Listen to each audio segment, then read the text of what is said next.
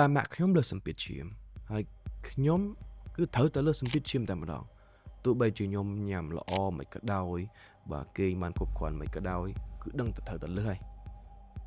ចង់ជំរាបជូនបន្តិចអត់ទេភាគរយ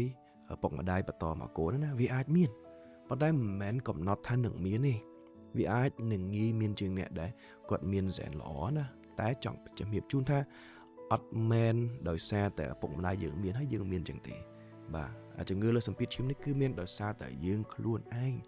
អនុវត្តរបៀបនៃការរស់នៅរបស់យើងប្រចាំថ្ងៃហ្នឹងមិនទាន់បានត្រឹមត្រូវបើសិនជាយើងក៏លេចមកមើលខ្លួនឯងវាស់មើលថា BMI បាទកម្រិតគីឡូរបស់យើងនេះវាលើសអត់វាចូលដល់ជំងឺធាត់ឬក៏មិនបើសិនជាអត់លើសទេល្អមួយទៀតរបបនៃការញ៉ាំអាហាររបស់យើងនេះប្រៃចូលចិត្តណាស់គ្រឿងជាតិអីផ្សេងៗហ្នឹងបាទញ៉ាំហើយញ៉ាំទៀតញ៉ាំហើយញ៉ាំទៀត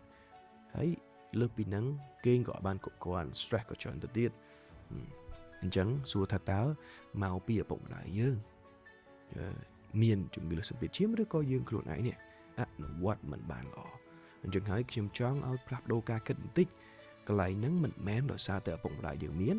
ហើយយើងមានទេគឺដោយសារតែយើងខ្លួនឯងបើយើងកែទម្លាប់របៀបនៃការរស់នៅរបស់យើងប្រចាំថ្ងៃនឹងបានល្អយើងអាចជៀសវាងពីជំងឺលើសសម្ពាធឈាមបាន